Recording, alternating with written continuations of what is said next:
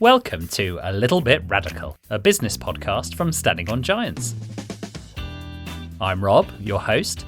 Join me as I meet people and organisations who are doing things differently, challenging the status quo and, yes, might just be a little bit radical.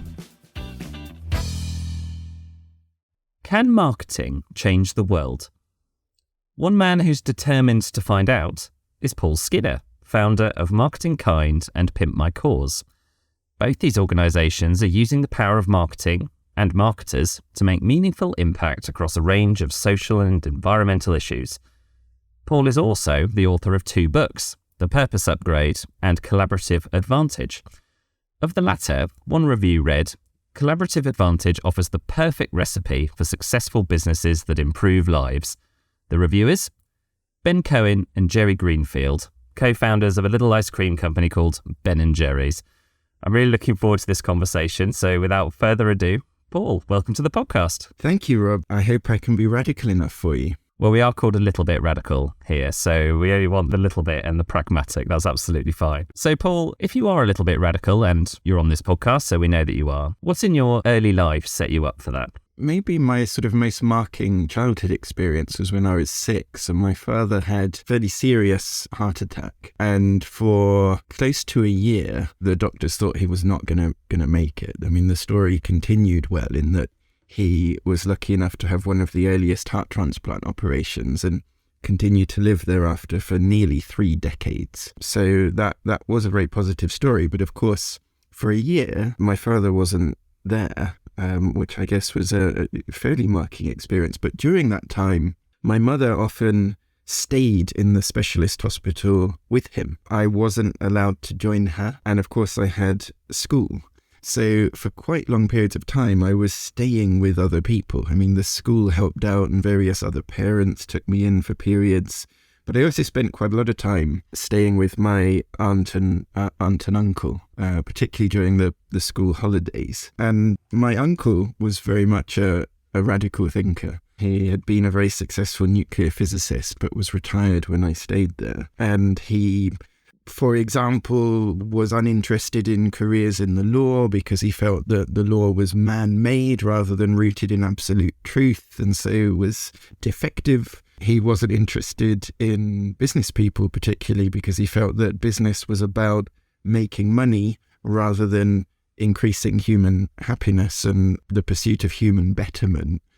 So he felt it wasn't an endeavour that really ends up leaving you particularly happy. And so he was also somewhat of a recluse at this point, and so rejected quite a lot of people's company. But as a 6-year-old kid, he actually delighted in the sort of relentless questioning that would frustrate many grown-ups. And so we ended up really getting on well. And I remember sort of quite late-night conversations with him in his study where we would discuss, the meaning of life and life, the universe and everything. I remember I was at a Catholic infant school and he was a staunch atheist. So we would literally debate whether the existence of God, and I would try and persuade him that was, and he would give me many reasons to think that was extremely unlikely. Now, looking back on it from an adult's perspective, I'm not sure that taking in a 6-year-old whose father is ostensibly terminally ill and trying to talk them out of the belief in the existence of an afterlife really comes from the pages of a sort of good child rearing guide. But actually, for me, it worked really well to be taken seriously in terms of thinking life through from fundamentals. And that sort of close relationship with him and those privileged conversations, I think, sort of fostered a lifelong willingness to not just take for granted the dominant societal narratives, but to think them through for myself and to have a position on them. What an astonishing story. Thank you for sharing it with us. I can't believe your uncle was an actual nuclear physicist. That's wonderful. Like a real life nuclear scientist. That's brilliant. And glad to hear that your father had a positive outcome in the end, of course. That's brilliant. It's a common theme actually on this podcast that people who are a little bit radical, when they look at their childhood, feel that they were exposed to information or events usually reserved for adults. And that sounds like that's what your uncle gave you here. And you mentioned kind of would you call it kind of first principles thinking there? Is that kind of the main thing that you've taken forward from your relationship with him? Yeah, very much so. As an adult, do you feel that you have become more or less radical? I think if we're honest with ourselves, in that first principle sense, we all become less radical over time.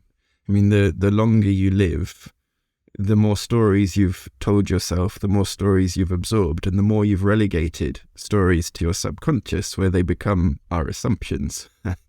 And of course, once something's an assumption, you can no longer really see it or challenge it. From a scientific perspective, in tribute to my uncle, we don't see reality. We see a subset of the externally available data that we interpret, and we do this in ways that correspond to what, based on prior experience, we believe is likely to be useful to us in evolutionary terms. So the more we go through life, the more we sort of burrow into a lot of those assumptions. And I think it's why a lot of the stories that grown-ups tell children, for example, end in the line, and they all lived happily ever after. It's sort of buying into the notion that we can tell stories that genuinely represent the world and that reassure us that we know what our place in it is, and we can go deeper into that assumption. Whereas children, of course, on the other hand, are much quicker to play with these kinds of stories and to step from one to another. And I certainly, when I was a child, I remember almost every story told by children to adults ended in the line, and I woke up and it was all just a dream. So I think we all become less radical in a lot of ways. As a sort of countercurrent, though, I meditate every day, which of course involves stepping outside of the realm of narrative altogether. Perhaps the better to sort of cultivate a sort of fluid intelligence where you can weave in and out of different stories. And of course, it so happens that a substantial portion of my life and work is devoted to unpicking some of the assumptions in our dominant narratives and seeing how we might change those for the better and what alternatives might be available. Yeah, I'm interested in that. So your very well thought through conceptual answer there suggests that you feel that you're becoming less radical. But as I look at your career, you have been a serial founder, and you're also not shying away from incredibly significant challenges. Maybe this is a good chance to move into your work now, and perhaps MarketingKind is a good place to start. Could you tell us a bit about what MarketingKind is, who the people are who are associated with you, and what the purpose of that organisation is? Yeah, of course, with great pleasure. So at MarketingKind, it's a membership community for marketers and change makers, of course. So your listeners would be welcome to get involved and not just listen, become active participants in MarketingKind. Essentially, we believe that the world's most pressing problems, whether experienced globally or locally, fundamentally depend, even more than they depend on technology and finance for their resolution, depend on forms of human cooperation. And so we can choose to read those problems as marketing briefs in disguise. And so at MarketingKind, we involve our members in tackling those problems and making marketing more meaningful in three main ways. Firstly, we upcycle our marketing skills every month in support of a different pioneering charity or social enterprise, and build a sort of portfolio of social environmental impacts and explore a lot of these bigger problems through the lens of particular channels of useful action. Secondly, we coach and support each other in becoming more conscious and impactful and purposeful leaders in the day jobs, thinking more systemically and perhaps more integratively in terms of the types of success that we pursue through the day job and lead others in pursuing. And then thirdly, we get to work directly with some of our real heroes in exploring some of the bigger narratives that we live and work by and how we might change those narratives for the better. Whether it's people like Seth Godin and exploring how we might change the story behind marketing for the better, whether it's someone like Mike Berners-Lee on how we can explore a better pathway to more climate-compatible living, or whether it's someone like Ian Goldin, who ran the State Bank for Nelson Mandela when he became president of South Africa and then became vice president of the World Bank, and looking at how we can, at a humankind-wide scale, take a greater responsibility for the many difficulties that we currently face and try to climb our way more effectively out of them. Sounds fantastic. I attended the Seth Godin event and it was brilliant. It was really fantastic to hear his ideas on marketing, the role of marketers, also how to grow brands, community-led brands. He wrote a famous book called Tribes, didn't he, where he kind of explores this in great detail. Could you give us a couple of examples from MarketingKind of things you're really proud of in terms of the organisations that you've supported, or some of the projects that have happened through that community? Yeah, well, I'm incredibly proud of our members. I mean, our members include many of the sort of leading lights of the marketing profession, and also a lot of people who don't have marketing in the job title.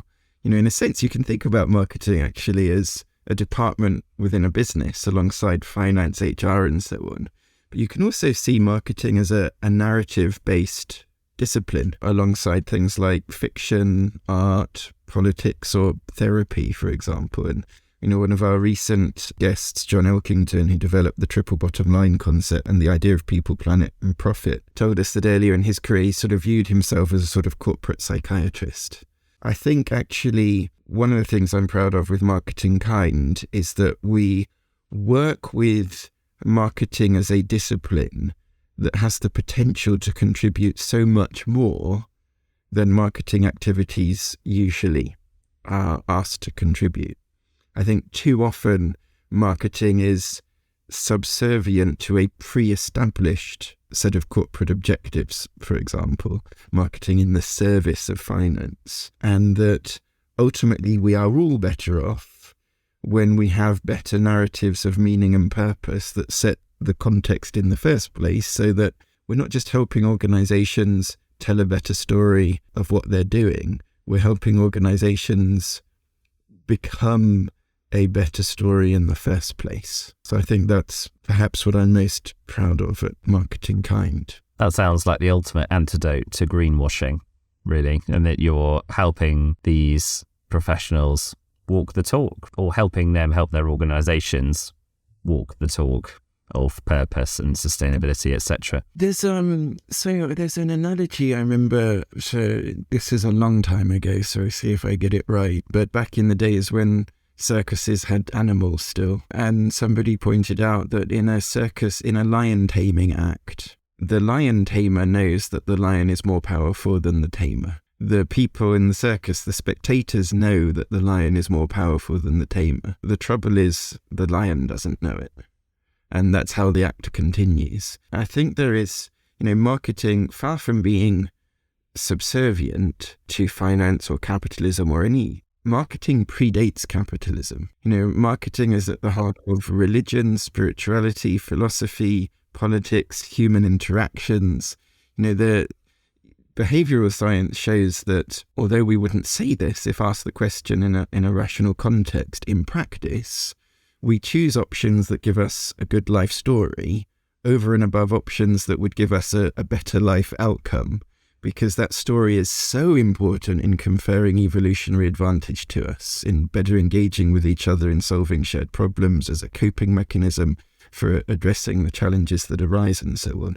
Very few of us take our most important decisions, like who to have a relationship with, on the basis of a spreadsheet. The most senior leaders take decisions on the basis of an awareness of data, but most importantly with a narrative that makes sense of that. The US economist Robert J. Shiller won the Nobel Prize literally for demonstrating that decade after decade, the single biggest driver of economic events are the stories that we tell ourselves across society. And so I think that as marketers, we need to become far more confident in the total power that those stories can bring, and perhaps less quick to jump to the stories that we tell, and spend a little bit longer listening to all of the available narratives outside the organization as well as inside it, and what we can learn from those and how we can better align them and how we can use them to channel a more ambitious and inclusive progress.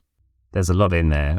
The first thing that I'm reminded of when you were talking about the power of the stories that we tell ourselves, and that we might choose a pathway based on what story we're going to get rather than the outcome. I immediately go to happiness and money, and the famous, I think it was Harvard happiness study, global happiness study, that discovered that money improved an individual's happiness up to a certain point, but then at a certain point, which I believe was the equivalent of £50,000 a year of income, there was no improvement in happiness after that point. And I found that so fascinating. We're optimizers rather than maximizers. The dominant idea in terms of the purpose of enterprise has been to maximize shareholder value. I guarantee you've never met anyone whose life purpose was to maximize their own financial gain through every decision they ever took. And if you did meet such a person, they would, using standard psychiatric definitions, would be psychopathic. I reckon there's a few of those people out there, Paul, personally. But we'll see.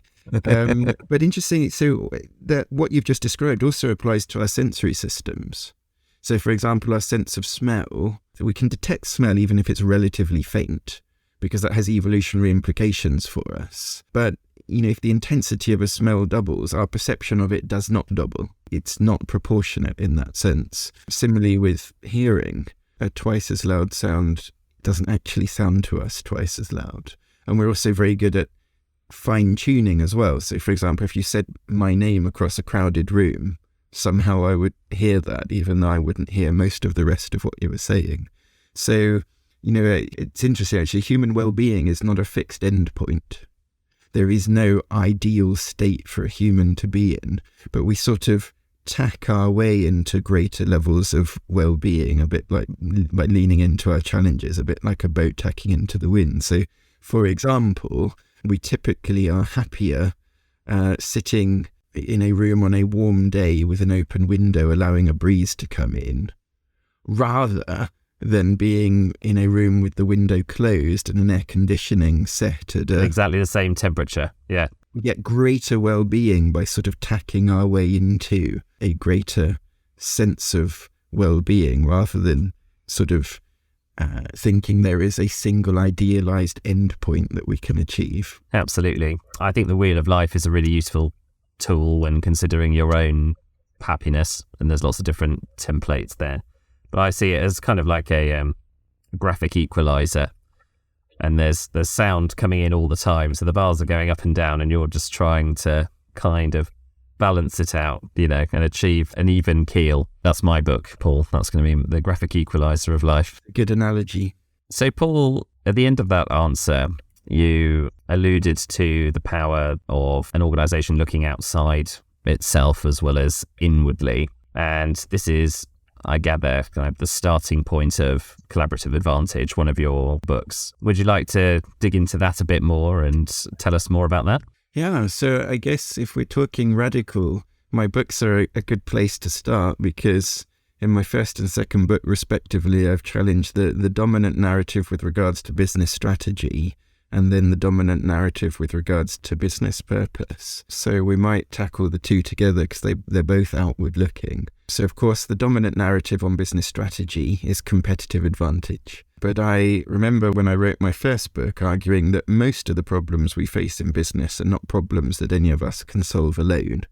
And so I developed the idea of collaborative advantage and as a radical alternative to competitive advantage. And so that gave me a chance to look into the history of competitive advantage, which it turns out was, lo and behold, developed as an idea entirely by financiers and economists. And essentially, the idea boils down to lining up the resources you own, manage and control with the goal of creating a superior value that you deliver to your stakeholders, particularly your consumers. And the idea of consumerism was sort of born from that.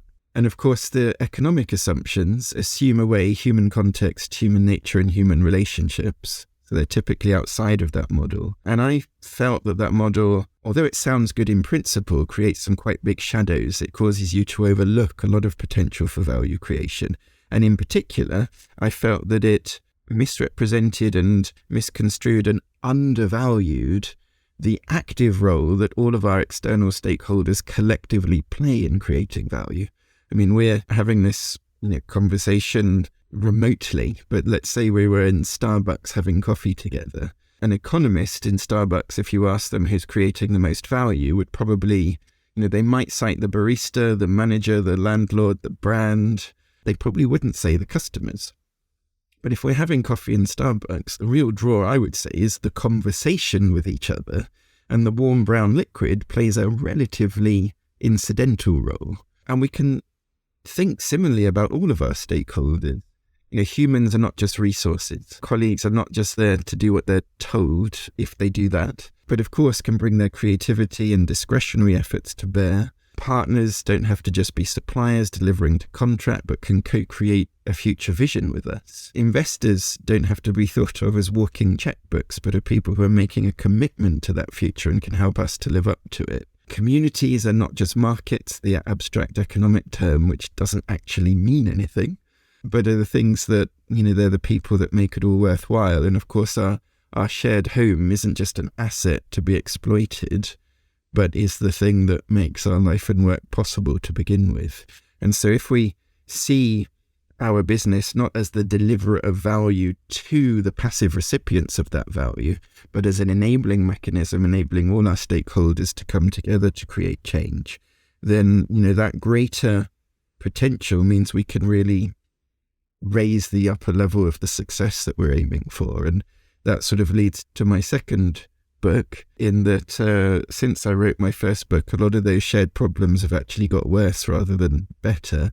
And so it may be that we need to elevate our purpose to begin with. And of course, the dominant narrative around purpose has been maximizing profit. It's always been fixed entity, so either maximizing profit or even enlightened approaches to purpose often use the analogy of our North Star. And I think neither of those notions really conveys how dynamic purpose has to be. Even the North Star is a fixed object, whereas the problems around us are morphing and shape-shifting all the time. Just to give one example, of course, thinking about Zelensky's recent address in Parliament, I remember a line from a speech he gave much earlier during the invasion where he said, Ukraine didn't seek greatness, but Ukraine has become great. And it aligns with a lot of my experience working with leaders in the field of disasters and emergencies, for example. Our conventional thoughts on purpose don't really communicate how we can often be at our most purposeful when something has gone very badly wrong and we have to reprioritize altogether. So in my second book, I write about purpose as our most adaptive capacity as humans, a more renewable resource for enterprise, and that a purpose upgrade can be an always available event for any organization of any size in any sector. Do you feel that as a sign of both those concepts, actually, the way the world responded to COVID-19, do you see examples in there of both an intense level of collaboration with the good examples of the response, an intense level of collaboration, but also that leveling up of purpose and joint endeavour? Did you see that? I think there were elements of that. COVID-19 has been very concerning because it has exacerbated inequalities. It has affected different people to widely varying degrees, and it has affected different nations to widely varying degrees. And as is so often the case, people who were at the fortunate end of inequality fared well, and people at the unfortunate end of inequalities, which is actually more and more and more of us, fared much less well. So overall, the world may be in a more fragile and exposed state as well. So funny enough, I actually predicted, or didn't predict, I wrote about the risk of global pandemics in my first book, Collaborative Advantage, before COVID was a thing. It was certainly not a prediction. Pandemics were already fairly high on the UK risk register, for example. But it is something that I was drawing to people's attention, that crises can affect all of us everywhere and are not just something that's far away. And of course, in the time since I've written that book, we've all become very familiar with that. My hope with the pandemic is that in some ways we've learned how to redefine success. There have been elements of the pandemic that many people did enjoy. The early lockdowns, for example, for a lot of people no longer having to commute and having some moments of greater peace was actually a moment of quite deep restoration. And I sort of hope that the ultimate COVID vaccine, metaphorically speaking, will come in the form of us learning from one significant global health crisis, how to become more adaptable in a crisis-prone world, the better to be able to contend with the many other crises that we are facing in the macro environment and that we could well be facing in the coming years. I want to take us back to collaborative advantage for a second and bringing it back down to the level of businesses and organizations that are out there in the world. What are some examples of businesses for you that are really harnessing collaborative advantage? Where my mind goes is the likes of Airbnb, for example, and their disruption of the travel industry. Yeah. And I really enjoyed how you talked about the value creation created by a host and a guest coming together to stay in the same place and, forming connections and all the rest of it. It's not just about delivering a hotel room, and staying in it. What are some of the best examples that you like to point to? I should have read Collaborative Advantage more recently. So one thing I want to say is I love giving examples of individual instances of collaborative advantage. One thing I shy away from in both my books, and I think the more recent book maybe gives the clear rationale why, is giving something as a case study exemplar of this is how you get a particular concept right. I think that the challenge with that is, as I've been talking about purpose, the nature of our problems is changing around us all the time. In Purpose Upgrade more recently, for example, I've given the example of a coal mining business that managed to become a sustainable food business, working to fix the world's broken food system. They today have goals that actually are a good example of collaborative advantage. So some of their business goals include things like closing the micronutrient gap of 800 million people by 2030, improving the livelihood of 500 million smallholder farmers, tackling obesity with natural alternatives to sugar, reducing the climate emissions of agriculture. So that, as a business, it's called DSM. First of all, in terms of Purpose Upgrade, moving from coal mining, that when the business was born was actually a respectable endeavour, to becoming a champion of important sustainable development goals and a more successful business. I think that shows the kinds of purpose upgrade we need. But it also reveals that, creating collaborative advantage is a dynamic process. And, we have to be ever vigilant in terms of the kinds of collaborative advantage we want to create. So I'll give another example that speaks more closely to your question. So let's think of Amazon, the launch of Amazon. That was a radical step towards collaborative advantage versus traditional selling.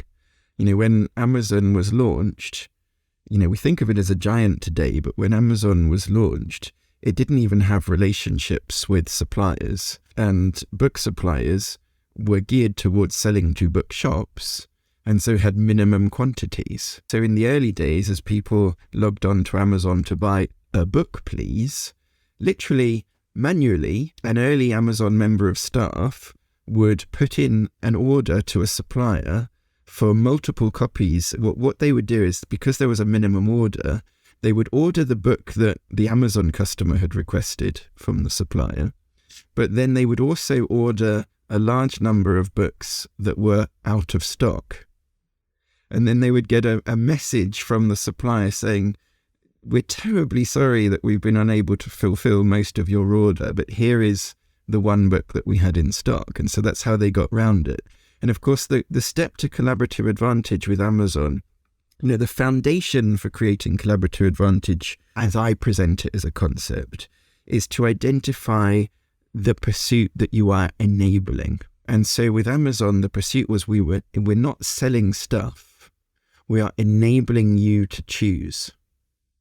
And I think that gets to the heart of a lot of Amazon's success today, is not selling stuff. It's enabling us to better choose. It's giving us an environment in which we can make optimized choices. It is no surprise that, Amazon is incredibly successful, particularly in terms of engaging with customers. And of course, over time, though, as businesses become bigger, as the world around us changes, we need to re-question the purpose dimension of collaborative advantage. If we're going to keep all of our stakeholders on board, not just our customers, what about our employees, communities, investors, and so on? And so a lot of the big technology companies have found that the nature of the problems that are relevant to them has morphed significantly. The social media companies, they're born to connect people, to create a more connected world. Two surprises. First of all, of course, they've learned that they can make a hell of a lot of advertising money out of the fact that people are more likely to retweet insults and anger than somebody's good news for the day. And so that's a problem that needs to be tackled, that wasn't necessarily foreseeable at the start, but for which they are responsible. And also in the case of something like a disaster or an emergency, it turns out that social media platforms are really useful and can be some of the most powerful tools for people to inform each other as to what is going on right there and then in the moment, the better to take action accordingly. At least in a democratic context. In other contexts, that of course creates more vulnerability because that data can be accessed by nefarious actors as well. Paul, if there's someone listening to this, a leader in a business, or I like to think we're all leaders wherever we are in a business, and they're looking to take on some of the concepts that you have defined. They want to upgrade the purpose of their organization. They want to shift to tackle the issues outside their immediate purpose to make profit. What kind of first steps would you suggest that they take? I think it's often really helpful to take off our organizational hats first. In a radically changing world, a lot of the assumptions that we currently have may no longer be relevant. I think people are quite happy to get rid of whole industries that have grown up with sets of assumptions that no longer really serve us. A lot of people have abandoned the daily commute with relish. I'm interested in the food system and how so much of hospitality and in contexts where food is prepared for us in a context of hospitality or in a context of bought food but which is not primary ingredients, so much of that so-called added value is actually removed value and is less healthy. I'm finding it interesting how many people are willing to turn their backs on the large sections of hospitality quite easily if given the opportunity to duck out of that particular corporate dinner or whatever it might be. And so I think the starting point is to take off our organizational hats and just think, whatever context we're operating in, what is actually needed? What is needed today? What is needed in the future? I think secondly, to ask ourselves how that can best be achieved. Because we may not be the answer, at least in our current form. So then, how can that best be achieved? Again, from a more neutral perspective. And then we can identify, well, given what's needed in the world and given how that can best be achieved, what role can we play in allowing that to happen and enabling that to happen? So we upgrade ourselves from thinking about market opportunities to opportunities for greater positive social change, of which we can be a valuable, sustainable part, and increase the opportunity to ourselves by increasing the contribution to others. So I think that can be a powerful way to begin. Absolutely. Yeah, very clear. Thank you. So now we're going to take a breath and we're going to go to Little Bit Radical World, which we've been talking about the world at large a lot already because your work is so entwined with these big issues. But I'd like to know what your number one issue, your number one change that you would like to see in the world that perhaps you can't influence, isn't part of your day-to-day. What change would you like to see in the world? I think that we face some pretty big problems today, and the problems have arisen seemingly by accident. And essentially it relates to the theme of your show, A Little Bit Radical, because the trouble with our assumptions is they keep our focus in one place, and often the real problems then emerge in the shadow of those assumptions. So if we take the world's two biggest problems, as many people see it, the climate emergency and extreme inequalities. So the climate emergency, its early impacts, of course, were primarily at the poles, most tangibly at the poles, out of sight and out of mind, and so just didn't seem connected to our daily patterns of living and working that were actually causing them. And so I think we've reacted too slowly to that. Extreme inequalities as well. The biggest inequalities typically occur not within our social group, but between in-groups and out-groups, whether that's within a city, a nation, or across the world. And so they don't impinge on us in such obvious ways. I mean, you asked earlier about the pandemic and what we learned from that. Well, 2/3 of new wealth created since 2020 has accrued to 1% of the global population. And that certainly isn't me or you, and it is probably not anyone we've ever met. I mean, I think I've had lunch with a billionaire once. I guess it would likely be in that top 1%. Okay, twice. 2 billionaire lunches. The Flickr one was a breakfast and there were a lot more other people there.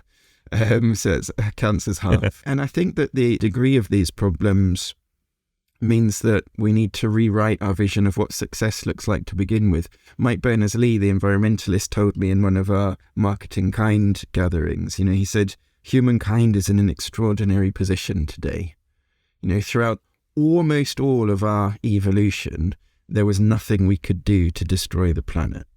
With the invention of nuclear weapons, there was something we could do to wreck significant portions of it if we made a grave error. But today, just continuing with life and work as usual will further make substantial portions of the planet completely inconducive to human life.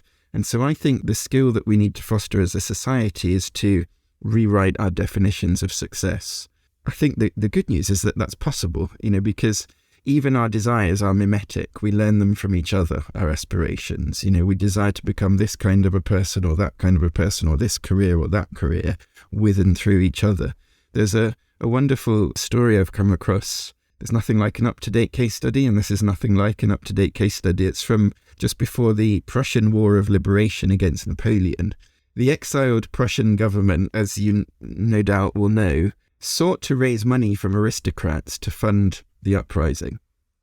And they asked aristocrats to send in their gold jewellery. But their masterstroke of human insight was they replaced that gold jewellery with replicas made of iron, which became known as Berlin iron. And those replicas had patriotic slogans engraved in them. From then on, there was no social status in parading your gold jewellery in public. It was disgraceful, if anything. But showing off your plentiful supply of Berlin iron was a surefire way to social success.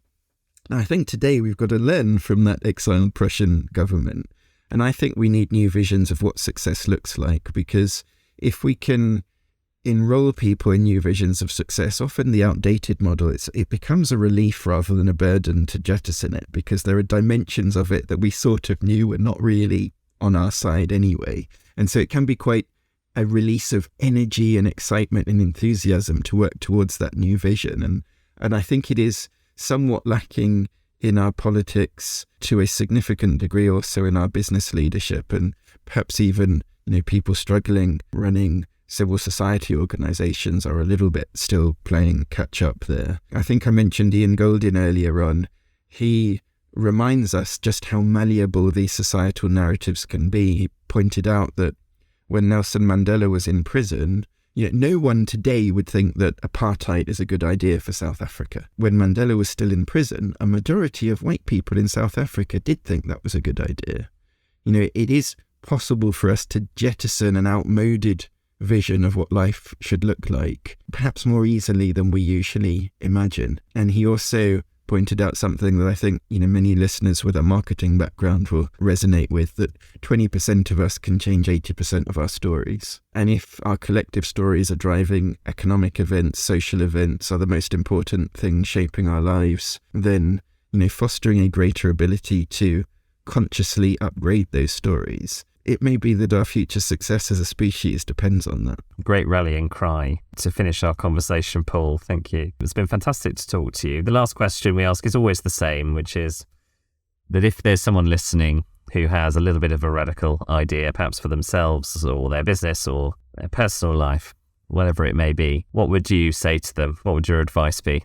I would think a little bit how I think about books. Writing a book is a tall order.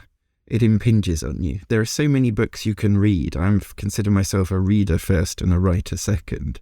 So I'll only write a book if the more I dwell on it, the bigger that idea gets. If it gets to a point where I cannot not write it, that's the moment I'll commit. And so I think with radical ideas as well, live with the idea.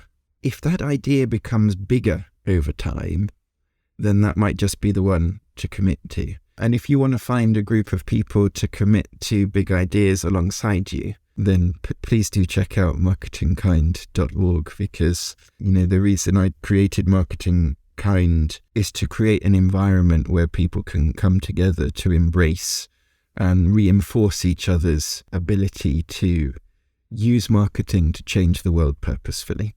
Absolutely, and I can thoroughly recommend MarketingKind as well, having been to several of your public events. So, Paul, thank you very much for talking to us today. It's been a fantastic conversation, and hope to speak to you again soon. Thank you for listening to this podcast. If you enjoyed it, please follow us on your podcast platform. If you'd like to appear on A Little Bit Radical, or have an idea of someone we should speak to, please email podcast@standingongiants.com.